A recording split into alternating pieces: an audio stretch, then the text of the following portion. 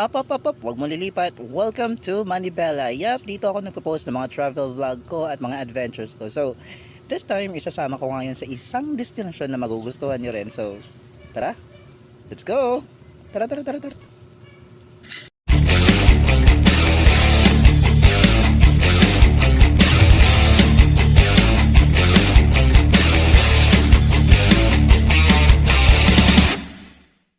Wala mo lang kakain, baka mamaya puro rin kayo dyan ha.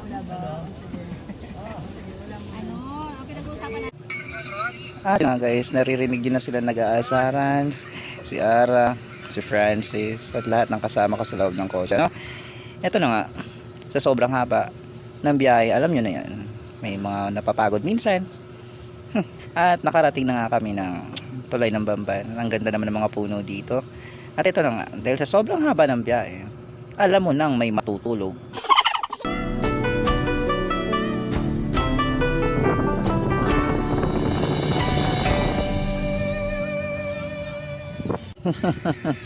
Tulog nga silang lahat. So, ako lang ang gising.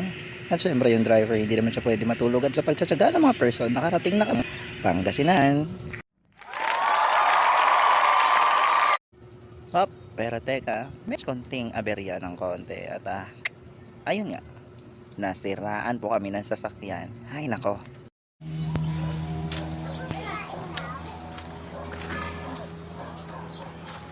Nasiraan tayo.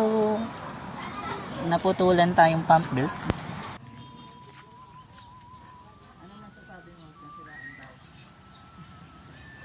So yun na nga, nasiraan po tayo ng pump belt.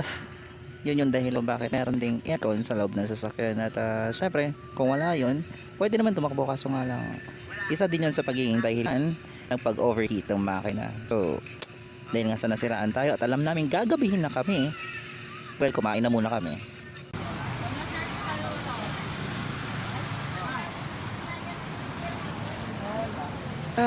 Pagkatapos kumain, bumat na kami sa daanan. Pero bago yun, napagdesisyonan muna namin na mamalengke na muna bago pa tumuloy sa aming istasyon. Ayan na. Tilapia. Yung? Ay, manok. Ay na. Iniwan na na. Apo. 248.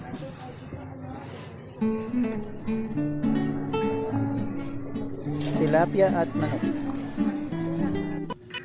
Yup, at tulad nga na inaasahan, ginabi kami.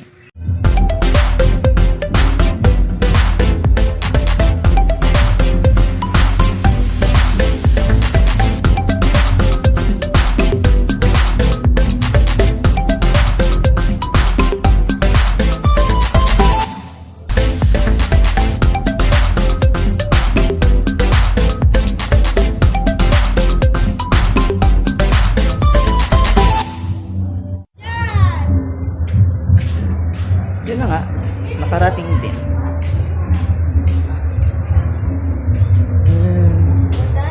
Hi!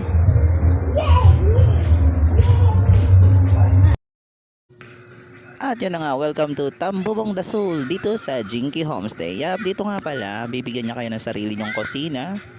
Siyempre, maliban dun sa kwarto nyo, dun sa harap ng resort, may sarili din kayong cottage. So, win-win situation din. At dahil nga magluluto na kaming lahat, natulong na rin akong magluto.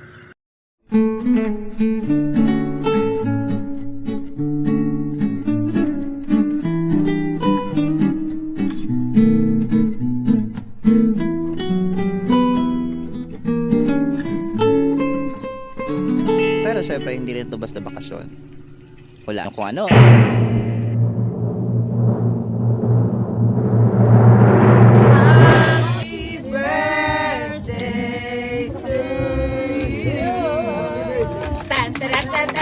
Happy birthday to you. Happy birthday to you. Happy birthday, happy birthday, happy birthday to you. Maligayang bati. Maligayang bati. Maligayang, maligayang, maligayang bati. Happy birthday, Sis Bong Ara. Happy birthday, Sis Bong Ara. Sabay tayo ba yan? 1, 2, 3, go! Wala na, palis na yung cake. Grabe naman. Yep, tama. As long as it's April, birthday ko at birthday ng kapatid ko si Ara. Second celebration ng birthday. Celebrate kami ng birthday at nagpahinga. At inan ang bagong umaga.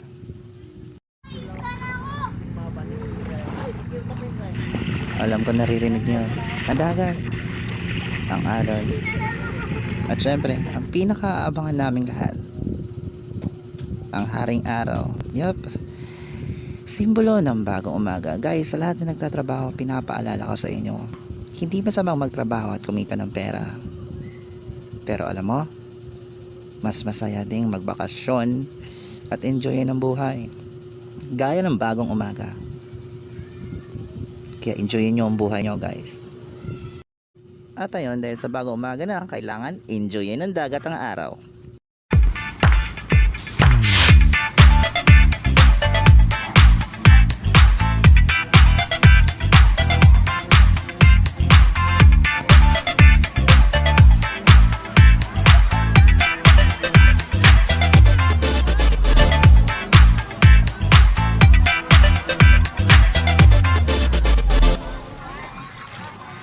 At syempre, dahil nandito na rin ako, bumili na rin ako ng souvenir. 200 dapat itong mga to, pero tinawaran ko ng 150. Ito si Kiara. At syempre, yung isa naman, akong si Abby. Pinangalanan ko na sila. Picture na.